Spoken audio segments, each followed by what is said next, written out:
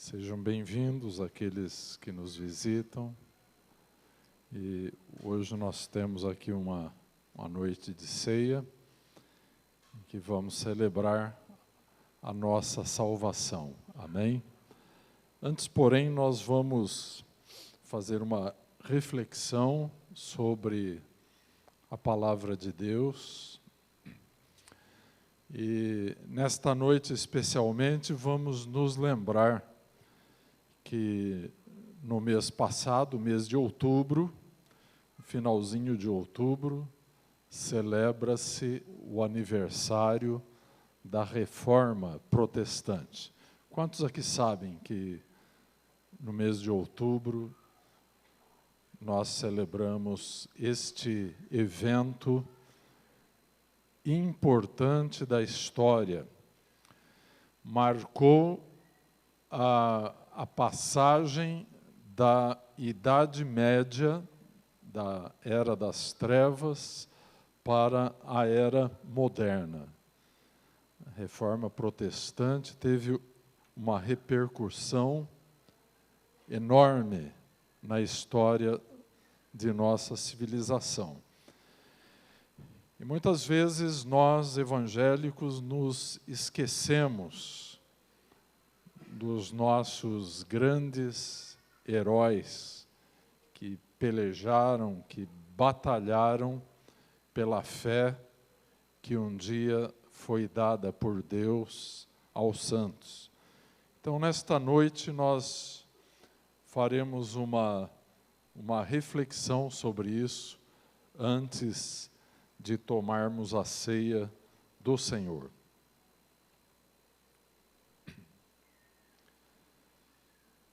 E nós vamos ver então com vocês um rápido vídeo.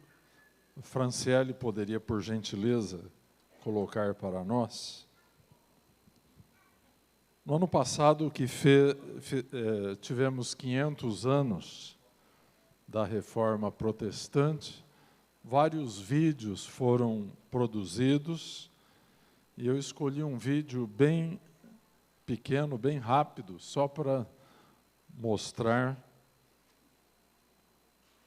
os princípios norteadores da Reforma Protestante.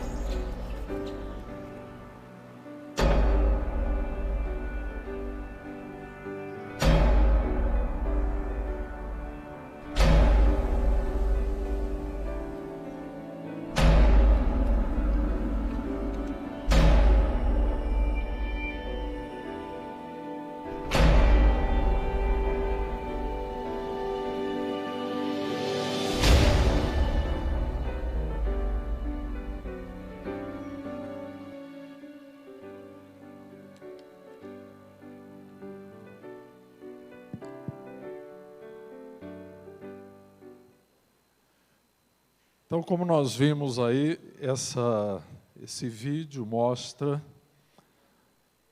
Martinho Lutero, um monge alemão da ordem dos agostinianos, depois de uma prolongada crise espiritual, de sua busca sincera de Deus, ele então redescobre na Bíblia as raízes da fé cristã que haviam sido perdidas. E ele redescobre, então, a doutrina da justificação pela graça de Deus mediante a fé em Jesus Cristo. O cristianismo, então, fora como uma árvore frondosa, Mas logo após o primeiro século, esta árvore começou a ser atacada, ela foi perdendo a sua vitalidade, as suas folhas, foi perdendo os seus galhos, foi perdendo as suas flores, perdendo os seus frutos. E então, na Idade Média, nesse período chamado pelos historiadores da Idade das Trevas, a igreja parecia ter perdido até mesmo as suas raízes. Aparentemente nada havia restado da vida espiritual da igreja. Muito embora enormes e suntuosos monumentos, basílicas, igrejas, mosteiros se espalharam pela Europa e pelo mundo, mas a igreja estava então espiritualmente morta. E esta reforma que começou com Martinho Lutero, que foi um homem extremamente honesto, extremamente sincero, e, na minha opinião, um homem extremamente corajoso. Esse vídeo mostra ele fixando as suas 95 teses na porta da Catedral de Wittenberg, na Alemanha. E o vídeo mostra bem aquelas marteladas ecoaram por todo o mundo civilizado da época. Aquele homem arriscou a sua vida por aquilo em que creu. Muitos precursores de Martinho Lutero, que fizeram as mesmas descobertas séculos antes, morreram, foram sumariamente condenados e foram punidos com a morte. 100 anos antes, John Huss foi queimado por causa das descobertas que ele fez em sua Bíblia. Então, Martinho Lutero redescobre na Bíblia a doutrina da justificação pela fé. Ele descobre, então, que os nossos pecados, eles são perdoados por Deus, por um ato gracioso de Deus, mediante a nossa fé em Jesus Cristo.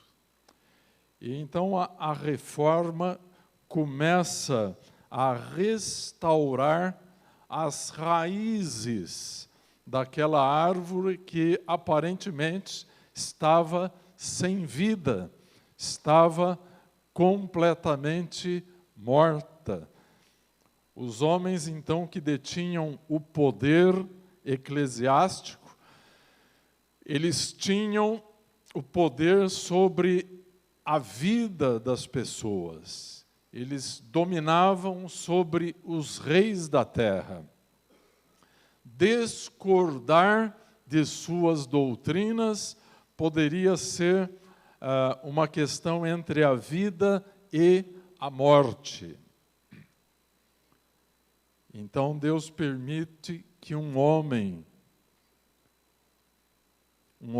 falho, é verdade, um homem que todavia estava procurando a iluminação de Deus mediante a palavra de Deus, e ele descobre então em sua Bíblia que o justo viverá por fé. Ele descobre que é pelo caminho da fé e não pelo caminho das obras que ele é salvo. E ele se insurge com todo o poder do seu intelecto, de sua inteligência, com todo o poder de sua alma, contra a venda de indulgências que se praticava então em seu país, que era a Alemanha, mas também em toda a Europa, porque naquela época o papado estava construindo a Basílica de São Pedro. Então, grandes somas de dinheiro eram necessárias. Então, vendia-se indulgências. Então, a indulgência era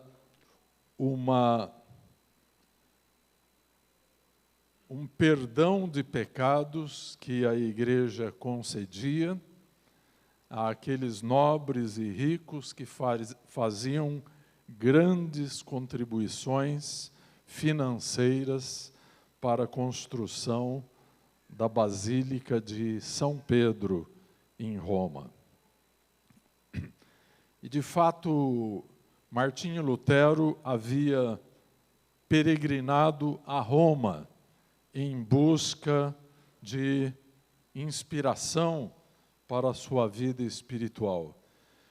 E ele voltou para a Alemanha muito deprimido com o que ele viu em Roma. E então, a sua busca na Bíblia tornou-se mais profunda, até que sua alma chegou a uma situação de total desespero entre aquilo que ele estava vivendo a respeito do cristianismo e aquilo que ele estava vendo na Bíblia Sagrada. Até que então o Espírito Santo começou a iluminar o seu entendimento a respeito da doutrina da salvação.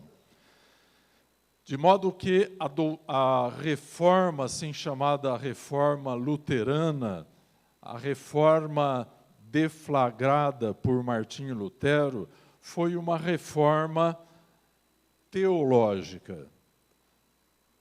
Não atingiu a maneira de ser da igreja. Não atingiu profundamente a piedade do cristianismo, mas transformou de uma vez por todas a teologia da igreja. Então, foi a redescoberta das raízes espirituais da igreja, estas raízes que estavam, então, mortas, não é?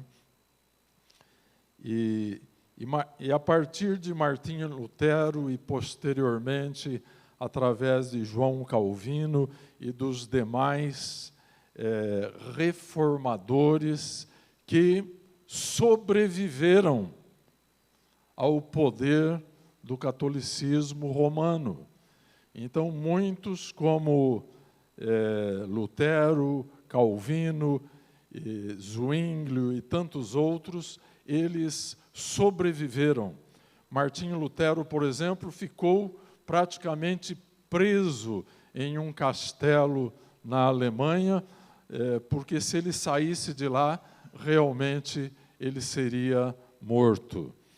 E lá nesse castelo, ele traduz a Bíblia do latim para o alemão, e ele entrega ao povo alemão a Bíblia na língua deles.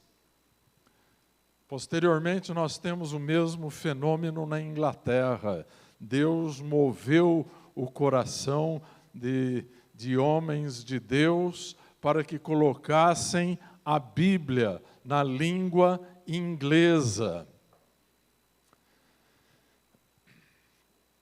Então, isso foi um fato marcante, porque a Bíblia era usada na igreja em latim, e até o começo do século XX, a missa era rezada em latim. Mas o que acontece? A reforma protestante, ela devolve a Bíblia ao povo. Então a Bíblia começa a ser ensinada e começa a ser pregada na língua das pessoas. Em Portugal nós temos um monge, João Ferreira de Almeida, que traduz a Bíblia para o português. É por isso que muitos têm a Bíblia traduzida por João Ferreira de Almeida, não é? Então isso fez uma diferença muito grande. E esses reformadores, eles descobriram um princípio muito importante que a reforma nos ensinou. Que a igreja, uma vez reformada, precisaria estar sempre em reforma. Então, as estruturas da igreja precisam estar sempre passando por uma revisão e por uma reforma. E, de fato, após a reforma protestante, nós tivemos um prolongamento da reforma. Depois veio a reforma dos anabatistas. Agora Deus começou a reformar a doutrina do batismo. Porque até Martinho Lutero, João Calvino estavam ainda batizando crianças. Mas então surge o movimento anabatista e que acabou evoluindo para o movimento batista séculos depois. O movimento dos menonitas e o movimento dos batistas. Então a doutrina do batismo, tal como ela encontra-se na Bíblia, foi restaurada também. Depois vem um homem de Deus como John Wesley, Charles Wesley, e começa aquele movimento holiness, o movimento de santidade. Então Deus começa a restaurar a vida piedosa da sua igreja. Então não era suficiente ter a doutrina certa, precisávamos ter também a experiência certa com Deus, o sentimento correto com relação a Deus. É isso que é chamado de ortopatia. Então, a ortodoxia, a doutrina correta, tem que gerar uma ortopatia, um sentimento, uma experiência correta com Deus. E esta ortodoxia e esta ortopatia produz, então, a ortopraxia, quer dizer, a vida correta, o testemunho correto, a prática correta do cristianismo que está de acordo com a palavra de Deus. Então a reforma começou a mexer em tudo isso. Deus começou a usar, então, o movimento wesleyano. Deus começou em outro lugar, lá na Morávia, na Europa Oriental. Deus começou através do pietismo, um movimento de profunda vida com Deus, de vida de consagração a Deus. O movimento pietista foi um dos movimentos mais lindos que o Espírito Santo produziu na história da igreja. Não produziu grandes igrejas, produziu grandes crentes. Deus converteu um homem que era da nobreza da Morávia, conde de Zinzendorf. E esse homem mudou o brasão da família dele. E no brasão dele, como homem de Deus, havia a figura de um boi. E do lado do boi havia um arado e havia um altar. E embaixo estava escrito: pronto para um ou para outro. Ele estava pronto para servir a Cristo e a sua igreja. E ele estava pronto para morrer por causa de sua fé como um mártir. O movimento pietista produziu muitos missionários que impactaram o mundo. Então, é essa dinâmica que nós encontramos na Reforma Protestante, somente através da fé. Então, é como se a Reforma levantasse uma bandeira, e nesta bandeira estava escrito: sola fide, somente pela fé; sola gratia, somente pela graça; sola escritura, somente as escrituras, somente a Bíblia; solo Christus, somente Jesus Cristo; soli Deo gloria, glória somente a Deus. Então, estes homens de Deus começaram a interpretar textos da Bíblia, como Efésios, capítulo 2, versículo 8, 9, porque pela graça sois salvos, por meio da fé. E isso não vem de vós, é dom de Deus, não vem das obras, para que ninguém se glorie. Queridos irmãos, isso aqui não foi Martinho Lutero quem disse, isso quem disse foi o apóstolo Paulo em sua carta aos Efésios, no capítulo 2, verso 8 e 9. Não que Paulo ou Martinho Lutero fossem contra as obras cristãs. O que eles descobriram foi que as obras não salvam. O homem poderia dar tudo que tem, toda a sua fortuna, e ele não conseguiria comprar a sua salvação. Porém, as obras são importantes.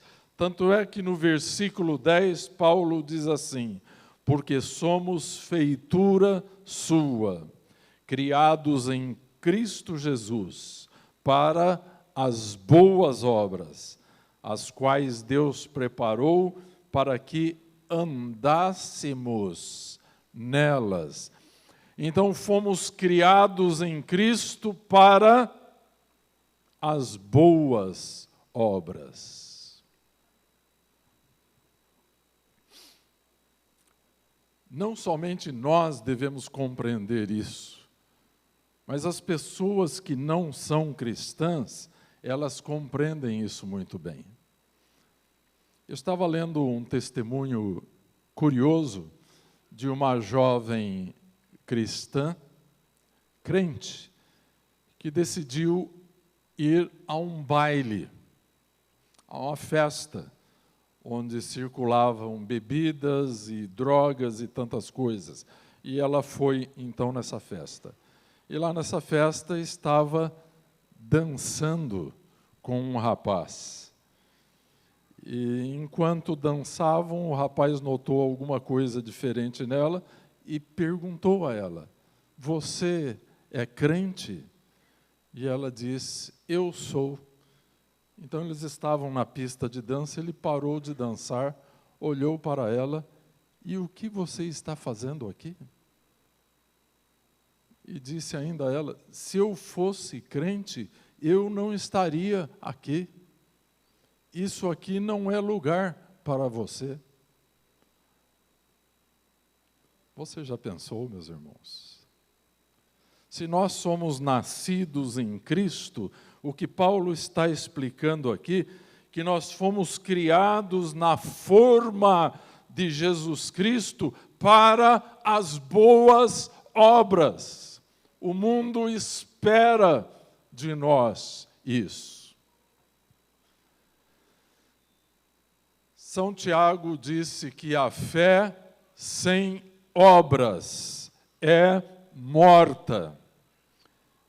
Então, a reforma descobre que a salvação é só pela fé. Mas ela afirma que as obras são importantes, como um meio de validarmos a nossa fé diante do mundo. Então, a ortodoxia produz uma ortopatia, uma experiência correta com Deus mediante a palavra. E esta produz uma ortopraxia, um testemunho correto diante deste mundo. Amém? O segundo item desta bandeira da reforma, desses princípios fundamentais da reforma, na verdade, as bases da nossa fé, é que é somente pela graça. Amém? É somente pela graça de Deus. O que recebemos de Deus, precisamos estar conscientes de que recebemos mediante os méritos de Jesus Cristo. Nós somos exatamente aqueles que vão um dia entrar no céu pelos méritos de outro. E este outro não é outro senão Jesus Cristo, o nosso Senhor e o nosso Salvador. Amém? Então esse texto de Efésios diz claramente: porque pela graça sois salvos. Graça é favor, não há méritos. Graça é o poder que está vencendo o pecado em nossas vidas. Amém? Que está estabelecendo o propósito de Deus na nossa vida e na vida da igreja. O terceiro item que forma a base da reforma é sola Escritura, somente a Bíblia. Somente a Bíblia é a nossa regra de fé e de prática. O apóstolo Paulo exorta a igreja a não ir além das Escrituras. Então nós não devemos ficar aquém da Bíblia, mas não devemos ir além dela.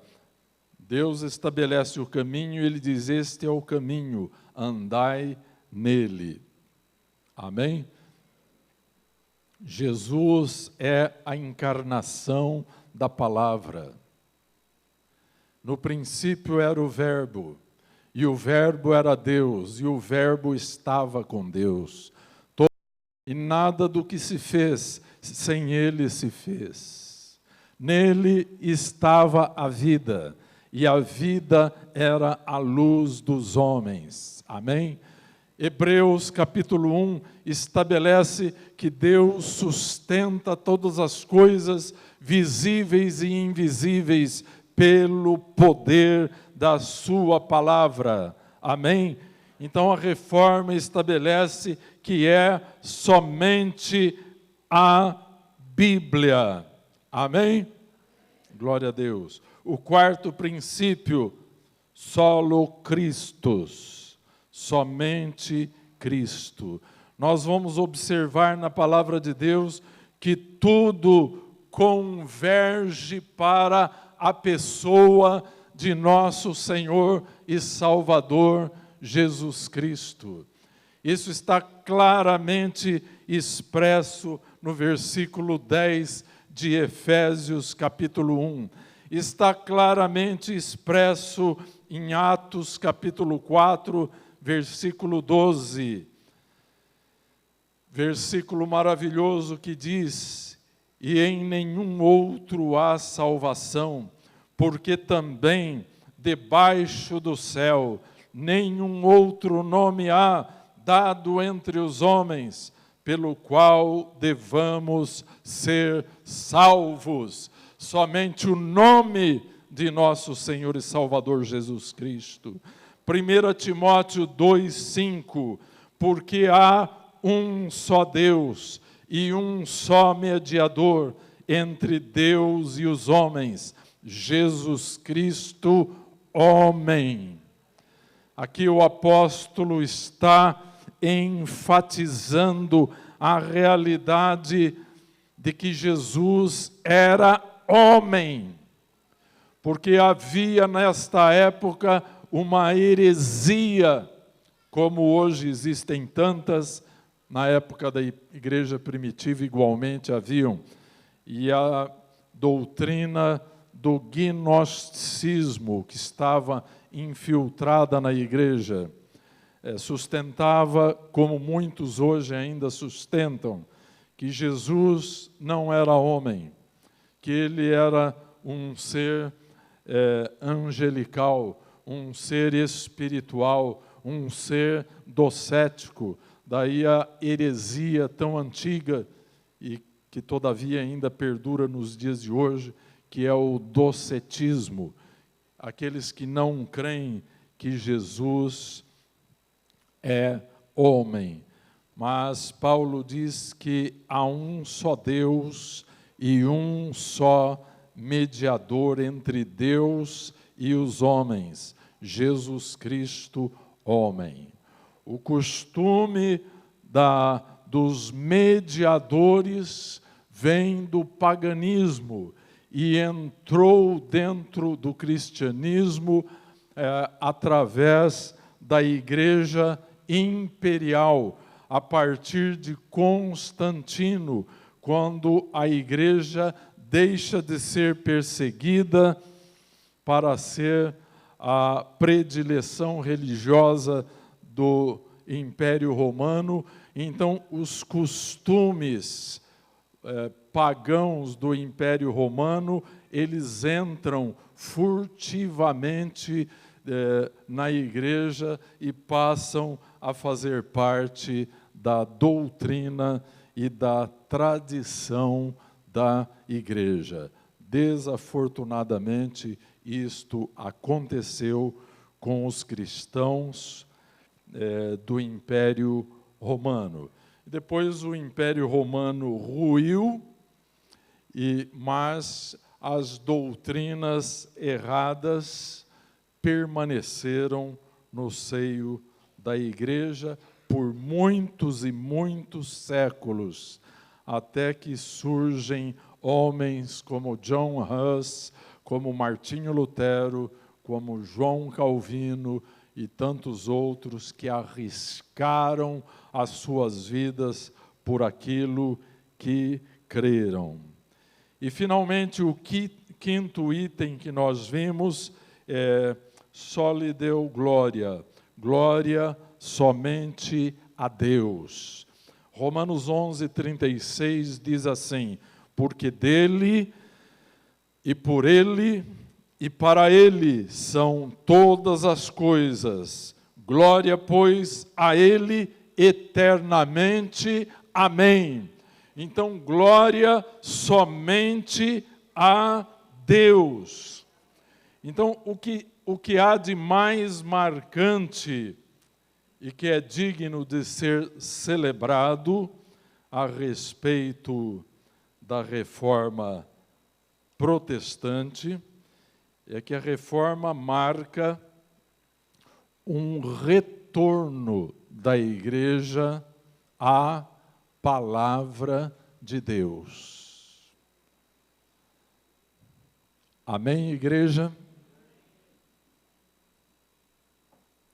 A partir da reforma, Deus começou gradualmente trazer raízes, trazer a brotação da árvore que aparentemente estava morta, ramos nasceram, galhos cresceram, apareceram flores novamente, apareceram frutos, e a igreja está ainda sendo reformada.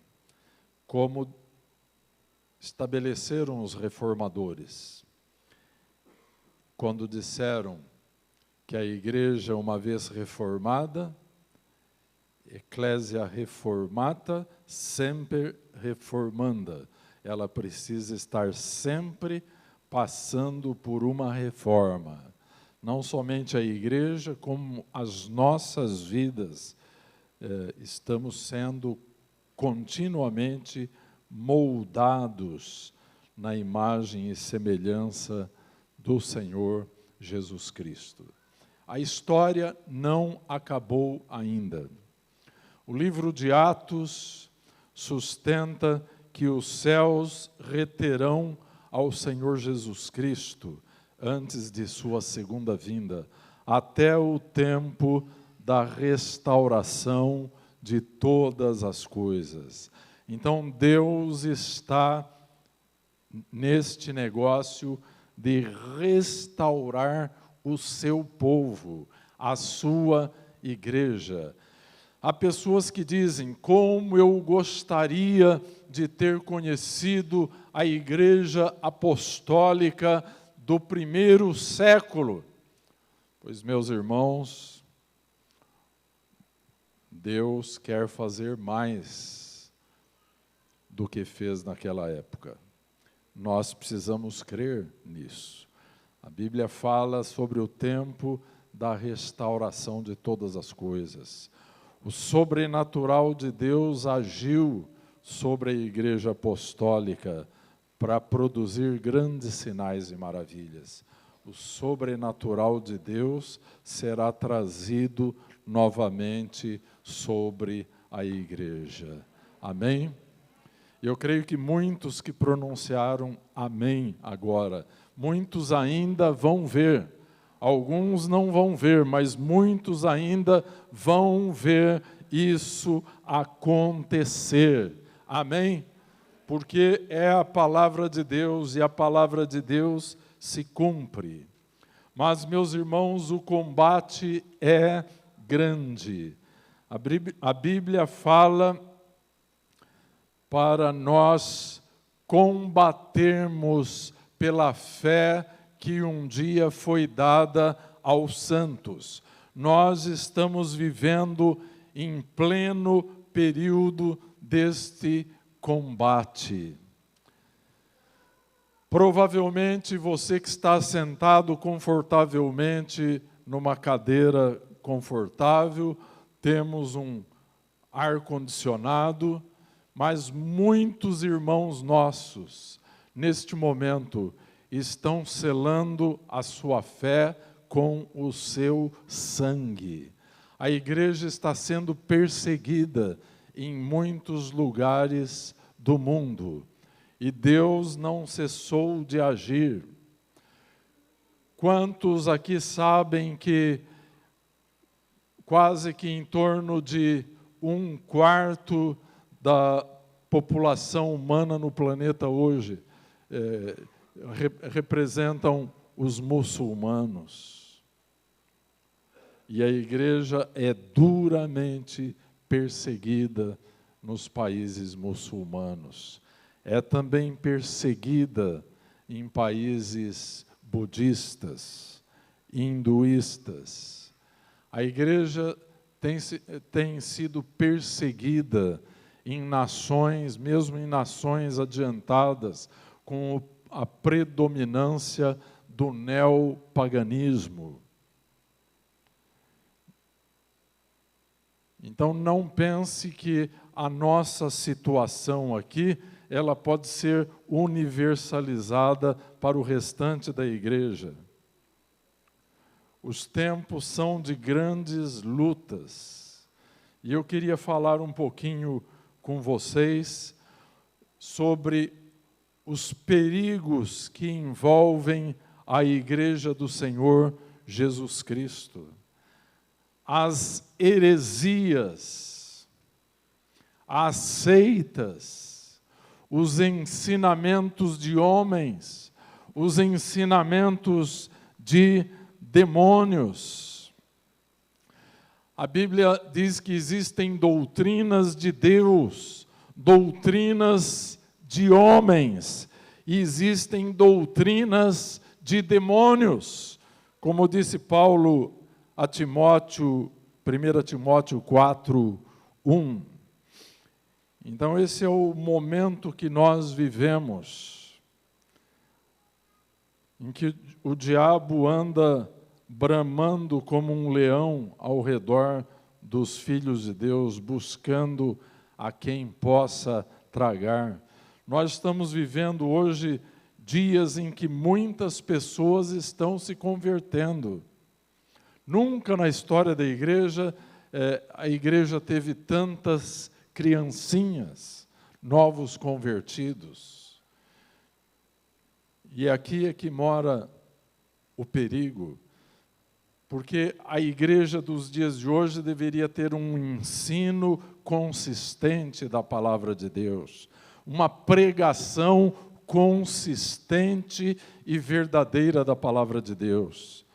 E neste período em que nós estamos vivendo, há uma grande fragilidade no ministério do ensino e da pregação da palavra de Deus. Então o que acontece? Você que já teve filho pequeno, você sabe, existem as chamadas doenças infantis.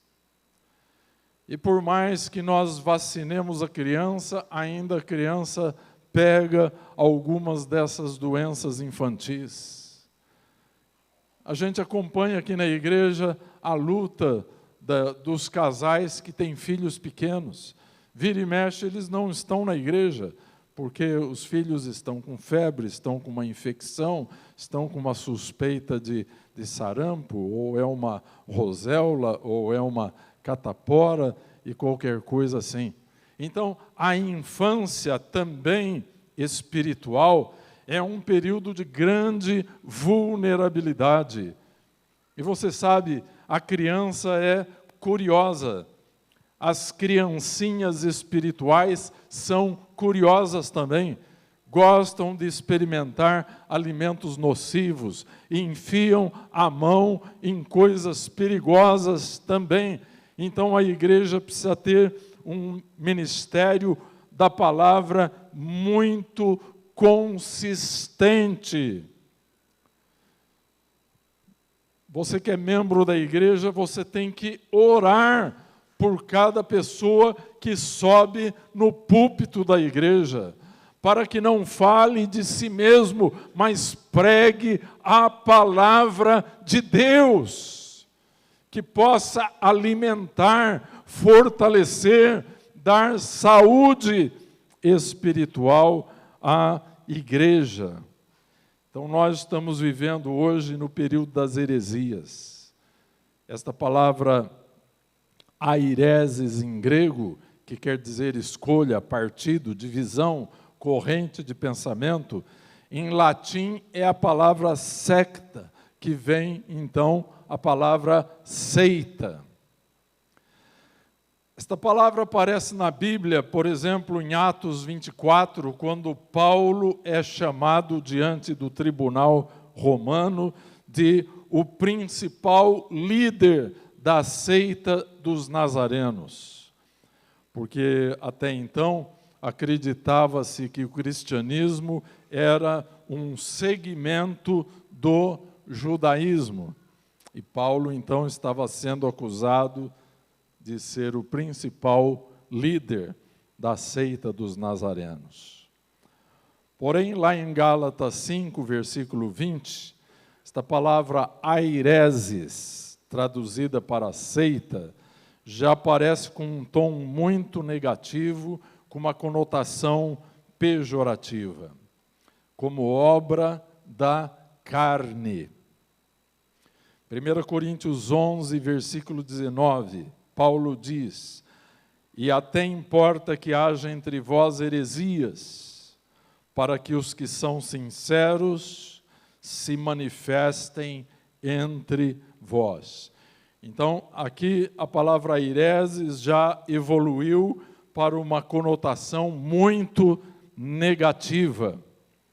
São doutrinas de homens, ou então são doutrinas deliberadamente demoníacas que estão cercando a vida das pessoas.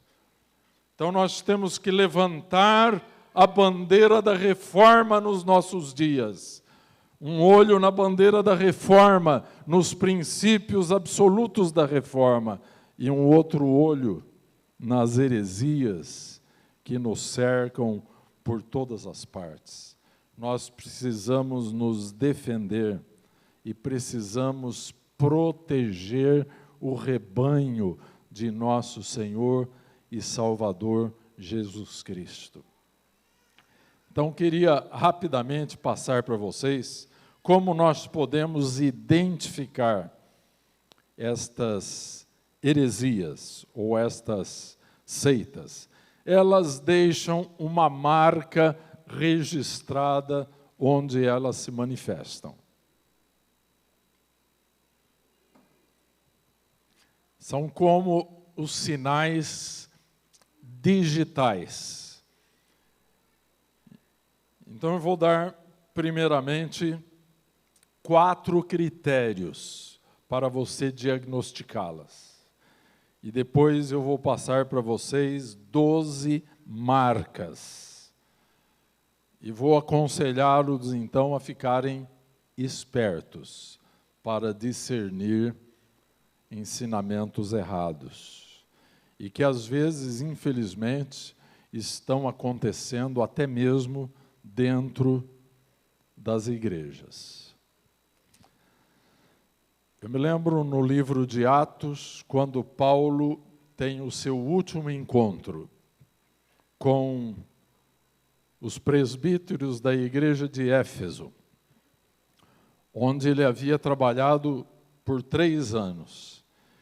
E ele estava se despedindo daqueles presbíteros e ele diz: eu sei que após a minha partida, e ele sabia que ele seria preso, e ele diz: eu sei que após a minha partida entrarão no meio de vós lobos cruéis que não perdoarão o rebanho.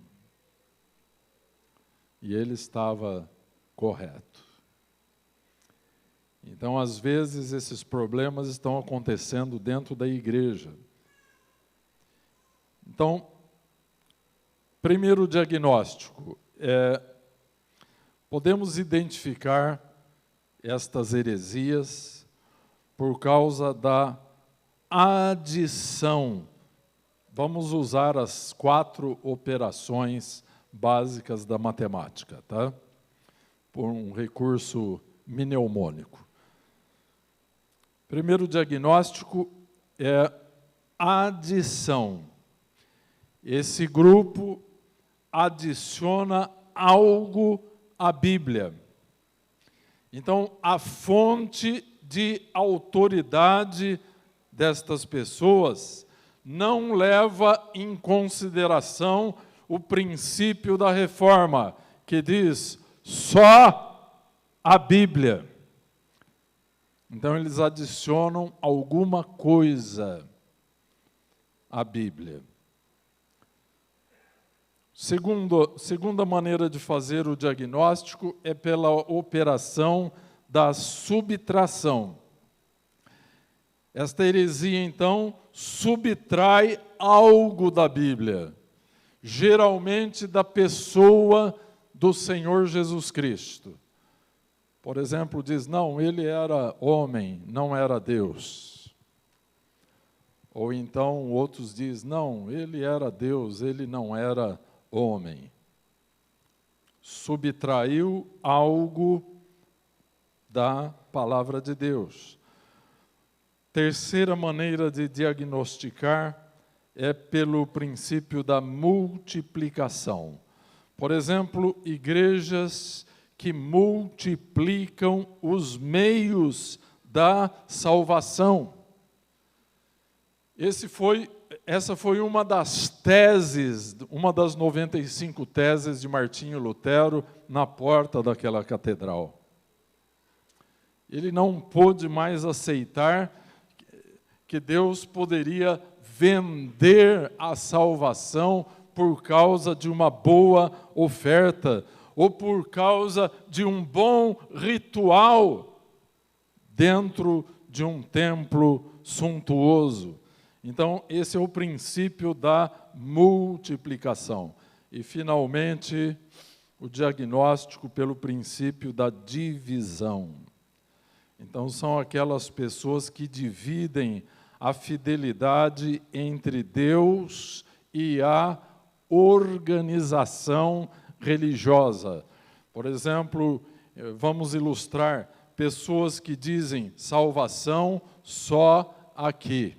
Não existe salvação fora deste grupo religioso, né? Então, esse aqui é o diagnóstico da divisão. Agora, rapidamente, eu queria passar para vocês 12 marcas digitais do engano e das heresias que permeiam muitas vezes igrejas que se dizem cristãs. E antes de tratá-las e encerrar esta reflexão, eu quero te lembrar de uma coisa muito importante. É impossível definirmos uma seita ou um ensinamento herético no meio dos cristãos, a menos que nós usemos a comparação com um padrão que seja absoluto. E eu lhes pergunto, qual é o padrão absolutamente correto que nós podemos usar? A Bíblia Sagrada. Então, através deste padrão, desta vara de medida, nós podemos medir os outros ensinamentos. Amém?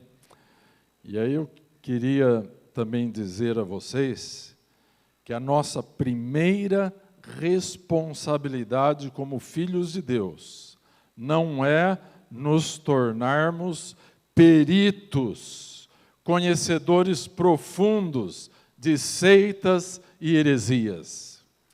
A nossa primeira responsabilidade é conhecer a palavra de Deus. Amém? Mas também precisamos nos defender contra o engano. E nesses dias o diabo já sabe que ele está no final de sua carreira. Quantos podem dizer glória a Deus? Então ele quer enganar o maior número possível de crentes que ele conseguir.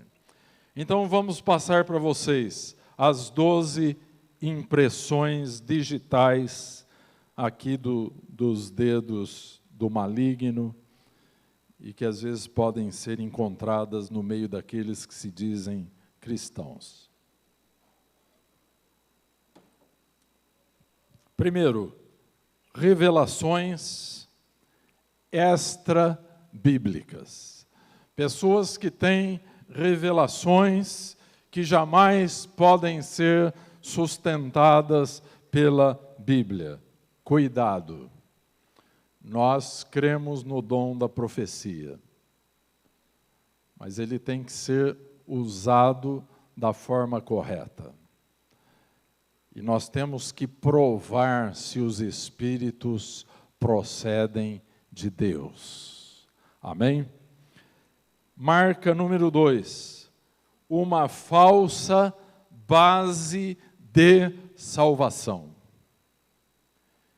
Então, se você está ouvindo um critério de salvação que não se apoie na graça e na fé em Jesus Cristo, cuidado. Número 3, uma esperança enganosa. Uma esperança que está sendo dada às pessoas, mas que não tem substância na Bíblia. 4, liderança messiânica presunçosa. Líderes que se acham descobridores do futuro, mas não sabem que estão debruçados ainda sobre o passado. Cuidado com esses líderes messiânicos, presunçosos. Marca número 5, ambiguidades doutrinárias. Nós temos um livro que é um critério absoluto. A Bíblia não se contradiz, ainda que tenha toda ela sido escrita num período de 1400 anos. Mas seitas têm doutrinas ambíguas, contraditórias. Marca número 6, reivindicações de descobertas especiais. Homens e mulheres que, de repente, estão fazendo descobertas que os apóstolos, os profetas não fizeram e que os reformadores da igreja não fizeram. Devemos desconfiar. Número 7, uma cristologia defeituosa. Existem igrejas que se dizem cristãs, e eu não vou declinar o nome delas aqui, porque não é o meu propósito fazê-lo nesta noite. Eu estou apenas transmitindo um ensinamento. Mas existem igrejas que são confundidas em nosso país como igrejas cristãs, mas que a cristologia deles está totalmente falhada, defeituosa. Uma dessas igrejas ensina que Cristo foi criado por Deus Pai. Portanto, Jesus Cristo é uma criatura, não é o Criador. Então, devemos tomar cuidado. Marca número 8. Atenção bíblica segmentada. Isso quer dizer, movimentos que pegam uma ênfase específica em algum princípio da Bíblia, normalmente um princípio do Antigo Testamento, e cria então toda a sua doutrina em torno deste segmento específico da Bíblia Sagrada. Marca número 9, estrutura organizacional escravizadora. Estes fiéis estão sendo escravizados dentro de uma estrutura eclesiástica opressora. Marca número 10, exploração financeira. Marca número 11, denúncias contra os outros. Então, estes movimentos heréticos normalmente adotam uma postura de denúncia contínua contra outros grupos religiosos. Aqui nós ensinamos desde o novo convertido, nós não falamos mal de outras igrejas. Amém? Nós pregamos a palavra de Deus, ensinamos a palavra de Deus. Nós somos contra o diabo e os seus anjos. Nós estamos contra o pecado, mas nós não estamos contra os homens. Amém, igreja? E a marca número 12, que infelizmente está muito presente hoje em certos segmentos da igreja, assim chamada evangélica, que é o sincretismo religioso. Então,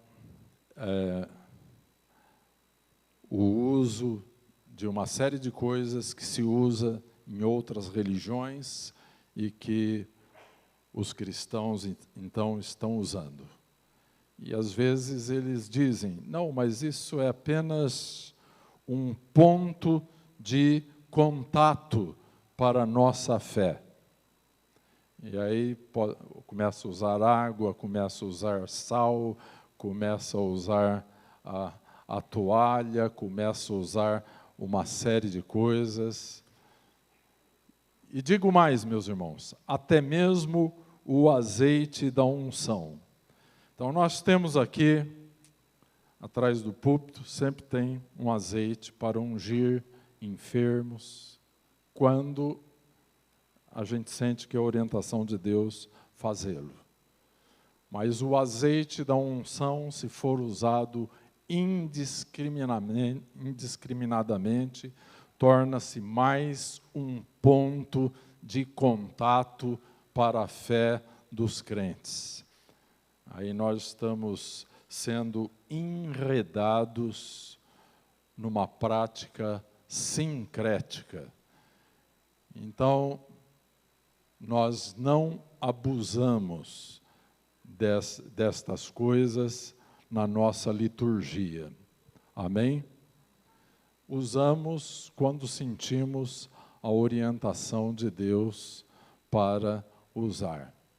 Então, tem pessoas na igreja que dizem, olha, pastor, vem aqui na minha casa, ungir a minha casa, ungir o meu carro, ungir, eu sei lá, os meus eletrodomésticos. Uma vez um irmão queria que eu fosse ungir a cozinha da casa, porque estava quebrando tudo. Meus irmãos, eu sou um pastor, eu não sou um xamã, um curandeiro, né?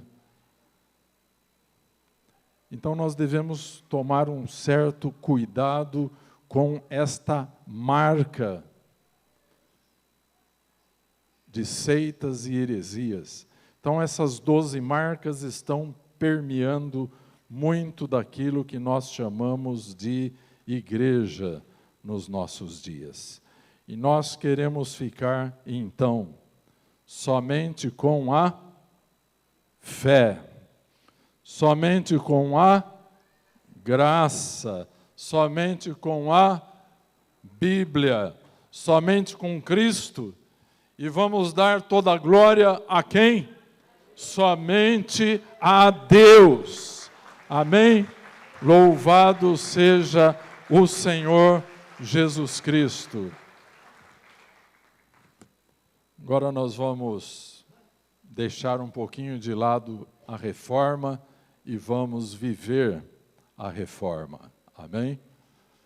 É aquilo que eu estava dizendo.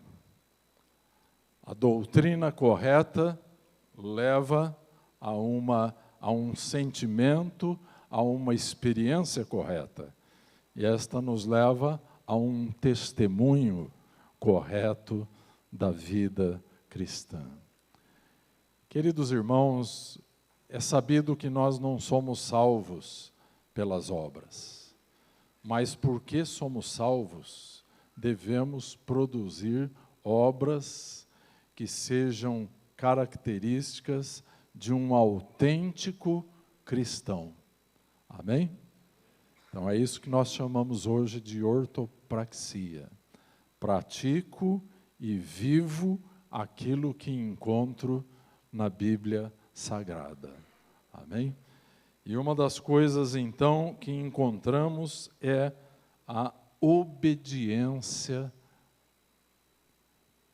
dos filhos de Deus ao didaquê apostólico, ao ensino da palavra de Deus. Então, nós perseveramos no ensinamento da palavra de Deus. Obedecemos incondicionalmente o que Deus orienta. A igreja tem duas ordenanças fundamentais, que é o batismo e a ceia do Senhor. Nessa ordem, respectivamente. Somos batizados, com o batismo, nós entramos à Igreja de Cristo. Com a ceia do Senhor, nós nos mantemos na Igreja de Cristo. Amém? Aleluia. Porque ninguém pode participar desta refeição simbólica trazendo em seu coração o pecado, a culpa, a mágoa, o ressentimento. Ninguém pode tomar este pão com as mãos manchadas de sangue. É uma coisa seríssima, meus irmãos. Então, nesta noite, Deus nos convida, como encontramos em 1 Coríntios 11, a examinarmos a nós mesmos diante da palavra de Deus e diante do Espírito Santo.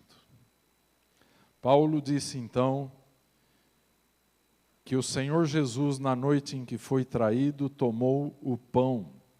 Esse é o pão da Páscoa judaica.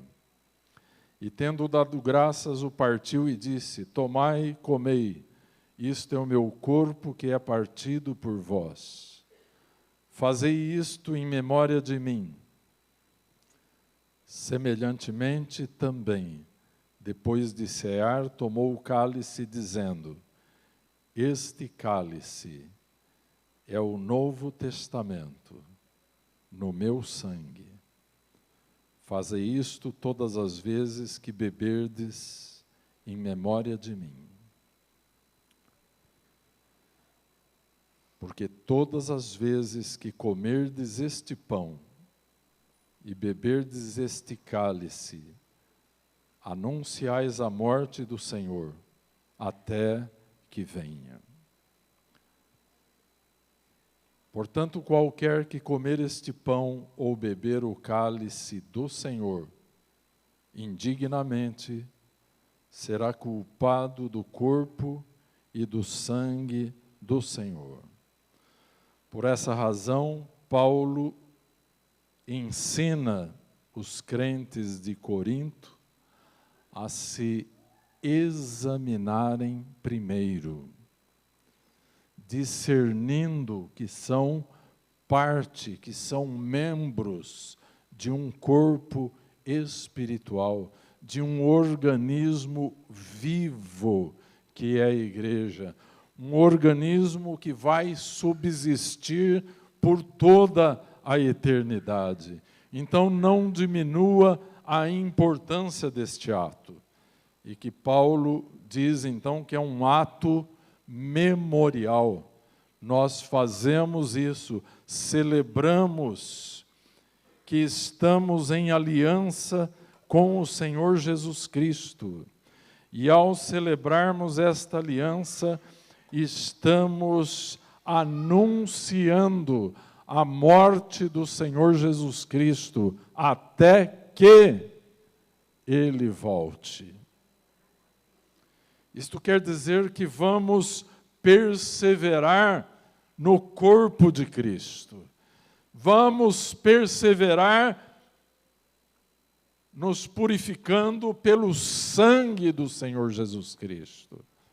Vamos perseverar na comunhão uns com os outros, até que o Senhor volte. Porque depois que voltar, não cearemos mais aqui, cearemos lá com Ele, como Ele prometeu. Amém? Aqui nós ceamos com os nossos irmãos, aleluia. São irmãos que Deus nos deu. Amém? Lá nós cearemos com os nossos irmãos, mas nos sentaremos à mesa com Abraão, Isaque, Jacó, com Davi, com os apóstolos. Amém? Aleluia. Glória a Jesus.